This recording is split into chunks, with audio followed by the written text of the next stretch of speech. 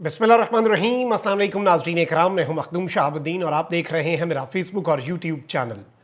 उम्मीद करता हूं आप सब लोग बखैर वाफियत होंगे और जहां भी होंगे अपने अहले खाना समेत खुश भी होंगे और महफूज भी। नाज़रीन इकराम, खेल ख़तरनाक और इंतहाई संगीन तरीन मरहले में दाखिल हो चुका है और इस वक्त अडयाला जेल के सुप्रिटेंडेंट ने तबले जंग बजा दिया है और बाज़ाब्ता तौर पर चूंकि इमरान खान साहब ये बात कर चुके हैं, लगातार कर चुके हैं, बार बार कर चुके हैं और कल तो बहुत ही वाज़ेह अंदाज में खान साहब ने कहा कि इस वक्त मुझे मजीद और पहले से भी ज़्यादा तंग करने की कोशिश की जा रही है, शायद निज़ाम की कांपें टांग चुकी हैं। इस सब के अंदर एक ऐसे वक्त पर अडयाला जेल के सुप्रिटेंडेंट ने एक इंतहाई अहम तरीन और बड़ा कदम उठाया है। एक जानिब उसने यह कदम उठाया तो वहीं दूसरी जानिब अडयाला में मजीद 7 लोग निशाने पर आ गए हैं। यह डेवलपमेंट बड़ी इंपॉर्टेंट है। वहीं दूसरी जानिब एक्सटेंशन का प्रोग्राम जो है वो शेर अफजल मरवत की जुबान में बढ़ता हुआ नजर आ रहा है और इस वक्त यूं लग रहा है कि पाकिस्तान तहरीक इंसाफ लंबा छक्का लगाने के मूड में है। सिर्फ एक एक्सटेंशन नहीं, बाकी एक्सटेंशन के हवाले से भी पीटीआई ने अपना मौक़िफ़ वाज़ेह कर दिया। अगर कोई और एक्सटेंशन का ख्वाहिशमंद हुआ तो उस तक भी ये पैगाम पहुंच गया होगा। ये दो बड़ी डेवलपमेंट्स।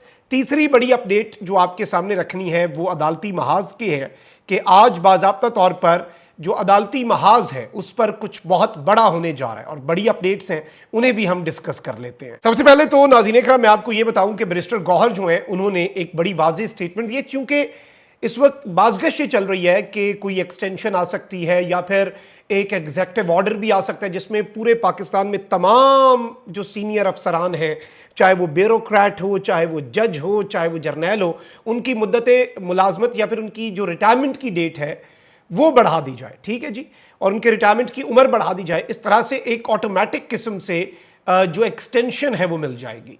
इससे दो तीन चीज़ें होंगी। एक तो आपके जो हैं ब्यूरोक्रेट्स, वो भी अपने ओहदे के ऊपर काम करते रहेंगे, फिर आपके जो जजेस हैं, फिर जो आपके जर्नैल हैं।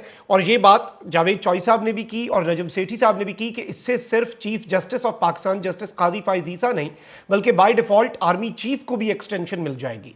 और ये एक बड़ी मुनफरिद किस्म की, अगर तो इस पॉसिबिलिटी की तरफ गवर्नमेंट जाती है तो ये एक बड़ी मुनफरिद किस्म की एक्सटेंशन होगी कि नॉर्मली ये होता है कि जो नीचे होते हैं वो फिर चले जाते हैं ना, लेकिन इसमें तो सबकी उम्र बढ़ रही है तो उनकी बारी तो आएगी, लेकिन 3 साल बाद, 2 साल बाद, जितना टाइम बढ़ा दिया तो ये एक पॉसिबिलिटी भी है।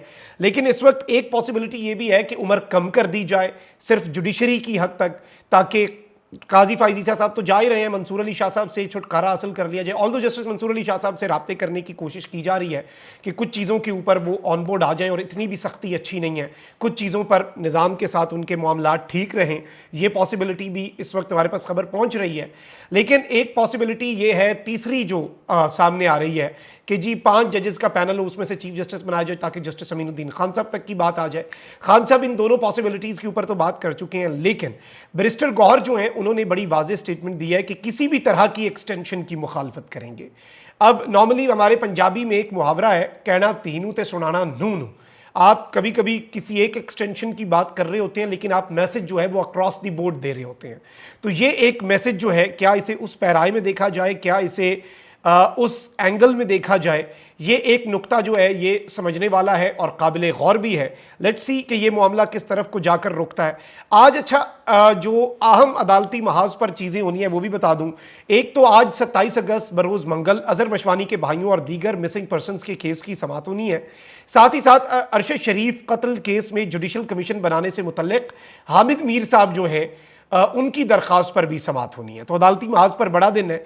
लेकिन एक थोड़ी सी मुनफरिद चीज़ हुई है कि जस्टिस मियां गुल हसन औरंगजेब जो हैं, चूंकि वो तातीलात पर हैं, वो छुट्टियों पर हैं जो सालाना जजेस की होती हैं, तो इसके बायस अजहर मशवानी के लापता भाइयों की बाजियाबी का केस जस्टिस आमिर फारूक साहब सुनेंगे।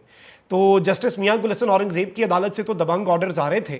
जस्टिस आमिर फारूक साहब क्या उस चीज़ को आगे लेकर चल सकेंगे या फिर पूरे का पूरा केस जो है वही ख़राब हो जाएगा? क्योंकि ऑब्वियसली पाकिस्तान तहरीक इंसाफ की हद तक अगर हम बात करें तो वो जस्टिस आमिर फारूक साहब के ऊपर अदम एतमाद कर चुके हैं। इमरान खान साहब भी बराह रास्त कर चुके हैं और उन्होंने तो कहा कि आप मेरे केसेस, मेरी पार्टी के केसेस, मेरी पार्टी से वाबस्ता लोगों के केसेस, मेरे फैमिली मेंबर्स के केसेस, उन तमाम तर केसेस से खुद को अलग कर लें। और इससे पहले भी इमरान खान साहब ये तक कह चुके हैं, रेफरेंस तक की बात हुई आमिर फारूक साहब के खिलाफ मिसकंडक्ट के पाकिस्तान तरीके इंसाफ इल्जाम लगाती रहती है। इसमें दो ही पॉसिबिलिटीज़ हैं, या तो जस्टिस आमिर फारूक साहब की अदालत में ये केस ख़राब होगा, या फिर ये भी हो सकता है कि अगले पिछले सारे दाग धो दें। हम तो देखें, मैं बड़ा ऑप्टिमिस्टिक सा बंदा हूँ, तो मैं यही उम्मीद कर सकता हूँ। बाकी वैसे मिसिंग पर्सन जो फैज़ान लड़का था वो भी वापस आ गया। अजहर मशवानी जो है वो इस वक्त शायद एक्स्ट्रा ज़ेर अताब है, तो अजहर मशवानी के जो भाई हैं वो इस वक्त लापता हैं। और जस्टिस मियां गुल हसन औरंगजेब जो हैं वो इस सब के अंदर बड़ा, उन्होंने कहा था कि मैं सख्त ऑर्डर पास करूंगा, लेकिन चूंकि अब उनकी छुट्टियां जो हैं वो आ चुकी हैं, तो आम चीज़ ये है कि honourable chief justice Islamabad high court की अदालत में अब अजहर मशवानी के भाइयों का केस लगेगा। आज अदालती महाज पर बड़ी डेवलपमेंट्स बिलाशुबा, इसमें कोई दूसरी राय नहीं है कि होनी है। अब जरा आगे बढ़ते हैं नाज़रीन इकराम। आपको मालूम है कि एक फैज़, इमरान, नेक्सस और ये सारी चीज़ें तो चल रही हैं। फैज़ हमीद साहब को जब अरेस्ट किया गया तो उसके बाद दो रिटायर्ड ब्रिगेडियर्स जो हैं उन्हें भी पकड़ा गया, एक लेफ्टिनेंट कर्नल उठाए गए। फैज़ हमीद साहब का फील्ड जनरल कोर्ट मार्शल इस वक्त चल रहा है। इवन यहाँ तक मैंने आपको बताया कि फैज़ हमीद साहब को किसी गेस्ट हाउस में रखा गया, बीच में उनकी तबीयत भी मुबैना तौर पर ख़राब हुई। फैज़ साहब जो हैं वो चले गए, फिर उन्हें AFIC 2 दिन रखा गया, 1-1.5 दिन, तो फिर अब वो ठीक हैं। लेकिन फैज़ साहब ने जिसे अपना वकील जो मिलिट्री कोर्ट्स में या फिर फील्ड जनरल कोर्ट मार्शल में उसे फ्रेंड ऑफ द एक्यूज्ड कहते हैं, वो एक ब्रिगेडियर साहब को उन्होंने बनाया, वो भी फैज़ साहब की फाइल देखकर पीछे हट गया। अब इसमें यह भी कहा जा रहा है कि जी फैज़ हमीद साहब के साथ साकिब निसार साहब जो है उनका राब्ता एस्टैब्लिश हो चुका है। एक और इल्ज़ाम ये लगा, एक जर्नलिस्ट ने क्लेम किया कि फैज़ हमीद साहब ने लग्जरी गाड़ियाँ मुबैना तौर पर साकिब निसार साहब को गिफ्ट की। This can cause a lot of problems. ठीक है जी, नंबर 1। नंबर 2, इस सब के अंदर जो अहम तरीन चीज़ है वो ये है कि ये कहा जा रहा है कि इमरान खान साहब को इस सब के अंदर मिलिट्री कोर्ट्स में ले जाया जाएगा। ऑल्दो मुक़्तदरा ने यह ज़रूर कहा है कि अगर मिलिट्री कोर्ट्स में भी ले जाया गया तो इमरान खान साहब का ट्रायल कम अज़ कम ओपन कोर्ट में होगा। फैज़ हमीद का तो नहीं हो सकता क्योंकि वो साबिक फौजी हैं। अब यहाँ पर जो अहम तरीन चीज़ है वो ये है कि अडियाला जेल के अंदर बड़े पैमाने पर तब्दीलियाँ हुई। खान साहब के लिए रिसेंटली हमने देखा कि मुश्किलात में मज़ीद इजाफा किया जा रहा है, उनकी सेहत वेलबींग के हवाले से भी सवालात हैं। और अडियाला जेल के सुप्रीडेंट जो है वो इससे पहले भी अदालती अहकामात को हवा में उड़ाते आए हैं खान साहब के हवाले से। अच्छा, एक डिप्टी सुप्रीडेंट मोहम्मद अकरम पकड़े गए, वो अभी तक लापता हैं। उनकी गुमशुदगी का केस जो है वो लाहौर हाई कोर्ट के अंदर जो बेंच है, आगे पिंडी बेंच, उसमें ज़ेर समात भी है। लेकिन इस सब में जो अहम तरीन नुकता है वो ये है कि उसके बाद एक और डिप्टी सुप्रीडेंट को उठाया, उन्हें क्लियर कर दिया गया। साबिक IG जेल खाना जात को उठाया गया, उन्हें क्लियर कर दिया गया। अडियाला जेल में कल भी हमने देखा कि जो नए डिप्टी सुप्रीडेंट आए उन्हें फारिग कर दिया, असिस्टेंट सुप्रीडेंट जो हैं उन्हें फारिग कर दिया गया। इससे पहले भी जो लोग कैमराज की मॉनिटरिंग पे थे उन्हें फारिग किया गया। लेडी वार्डन्स जो हैं, 2 खाकरोब जो हैं, उन्हें फारिग किया गया। तो रोज़ाना हम ऐसी खबर सुनते हैं, ये पता नहीं कैसा नेटवर्क है जो इस वक्त निज़ाम से अब भी जाकर टूट नहीं रहा। चले आपने पिछले बंदे फारिग किए, नए बंदे लाते हैं, उनसे भी आपको प्रॉब्लम्स हैं। अब रावलपिंडी की अडियाला जेल के 7 वार्डर समेत मुख्तलिफ जेलों के 10 वार्डन्स जो हैं उनके तबादले कर दिए गए हैं। DIG जेल खाना जात ने तबादलों का नोटिफिकेशन जारी कर दिया है। नोटिफिकेशन के मुताबिक अबरार कैसर, मोहम्मद जमील, सज्जाद सिद्दीक, यासर रियाज और मोहम्मद जहीर के मुख्तलिफ जेलों में तबादले हुए। जेल वार्डन्स के मंडी बहाउद्दीन, चकवाल, गुजरात और अटक जेल तबादले किए गए। अडियाला जेल से मजमूई तौर पर खातून समेत 3 अफसरान और 10 जेल वार्डन्स जो हैं उनके तबादले अभी तक हो चुके हैं।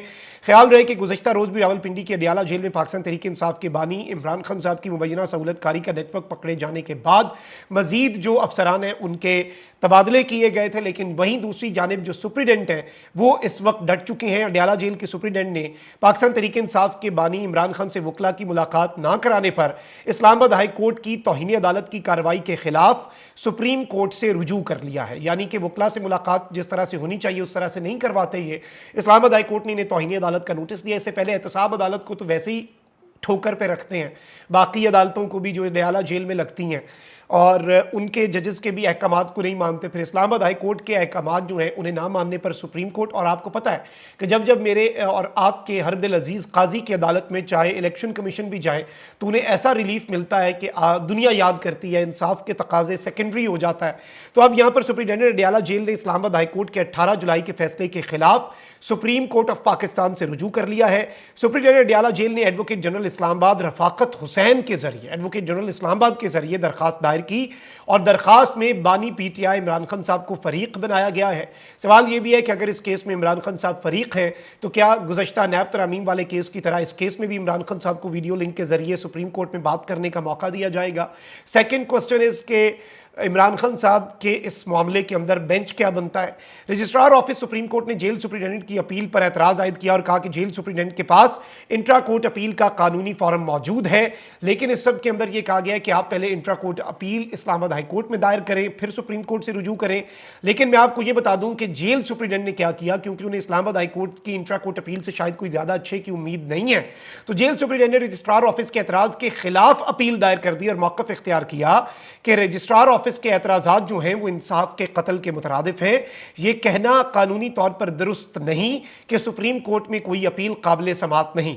जेल सुप्रिटेंडेंट ने इस्तदा की कि रजिस्ट्रार ऑफिस के एतराजात कलदम करार देते हुए अपील को नंबर अलॉट किया जाए। अब इससे हुआ यह कि इन्होंने अपील कर दी इस्लामाबाद हाई कोर्ट के फैसले के खिलाफ। इस्लामाबाद हाई कोर्ट में यह इंट्रा कोर्ट अपील दायर कर सकते थे, रजिस्ट्रार ने यह एतराज लगाया। इन्होंने रजिस्ट्रार के इस एतराज के ऊपर एक और एप्लीकेशन दे दी कि आपने यह एतराज गलत लगाया और इंसाफ का कत्ल है और आपने कानूनी तौर पर सही काम नहीं किया, तो अब यह एतराजात के साथ दरखास्त जो है समात के लिए मुकर्रर हो जाएगी जैसे पहले होता है। और काजी साहब की अदालत के अंदर या फिर अगर कोई हम ख्याल बेंच बनाने में या फिर किसी हम ख्याल बेंच के सामने यह केस फिक्स करने में ऑनरेबल काजी फाइज ईसा साहब अगर कामयाब हो जाते हैं तो यह एक बड़ी विक्ट्री होगी काजी साहब की नहीं बल्कि अडियाला जेल के सुप्रीडेंट की, क्योंकि सिस्टम जो है ना उसने इन लोगों को प्रोटेक्ट करना है। अडियाला जेल के सुप्रीडेंट को सजा हो गई तो उस पर अमल दरामद नहीं होगा या वो कैंसिल हो जाएगी, क्योंकि अगर अडियाला जेल के सुप्रीडेंट को सजा हो जाती है तो फिर बात मानेगा कौन?